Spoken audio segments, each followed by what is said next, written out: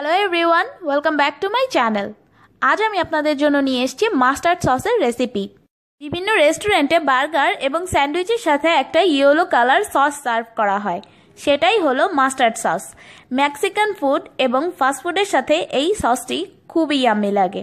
চলুন তবে দেখে নিয়ে এর পুরো প্রস্তুত প্রণালী।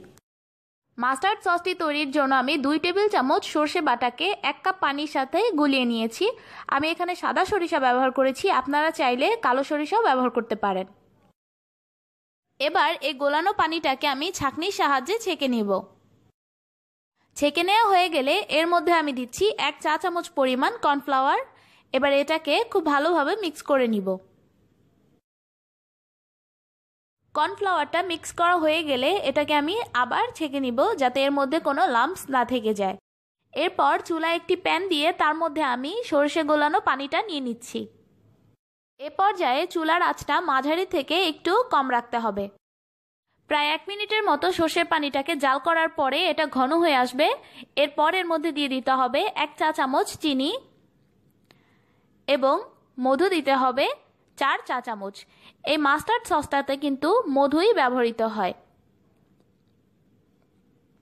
আপনারা যদি মধুর পরিবর্তে চিনি ব্যবহার করেন তাহলে কিন্তু এটার রিয়েল টেস্ট একেবারেই আসবে না। এরপর এটাকে খুব ভালোভাবে নেড়ে মিক্স করে দিতে হবে। মধু আর চিনিটা দেওয়ার পরে এটাকে অনবরত নাড়তে হবে, নাড়ানো বন্ধ করা যাবে না।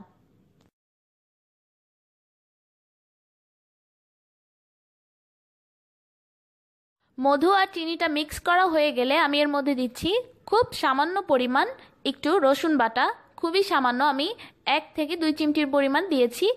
এরপর এর মধ্যে আমি দেব 1/4 টিস্পুন লবণ। এরপর এটাকে আবারও খুব ভালোভাবে মিক্স করে দিতে হবে। 3 থেকে 4 মিনিট জাল করার পরেই দেখবেন মাস্টার্ড সসটা একদম ঘন হয়ে একটা ইয়েলো কালার চলে এসছে। এ পর্যায়ে আমি এর মধ্যে দিচ্ছি 1 টেবিল চামচ পরিমাণ তেঁতুলের কাঠ বা তেঁতুলের মার। আপনারা যদি এই সসটাকে একটু স্পাইসি করতে চান তাহলে চিলি ফ্লেক্স ব্যবহার করতে পারেন। এরপর এটাকে খুব ভালোভাবে মিক্স করে এটাকে নামিয়ে নিতে হবে। এটাকে খুব বেশি ঘন করা যাবে না, কারণ ঠান্ডা হওয়ার পর এটা আরও ঘন হয়ে যাবে। আমি এ পর্যায়ে এটাকে নামিয়ে নিব। তৈরি হয়ে গেল দারুণ মজার মাস্টার্ড সস। এই সসটাকে ফ্রিজে রেখে 10 থেকে 12 দিন পর্যন্ত সংরক্ষণ করা যাবে। অবশ্যই একবার ট্রাই করে দেখবেন, যে কোনো ফাস্টফুড আইটেমের সাথে এই সসটা দারুণ ইয়াম্মি লাগে।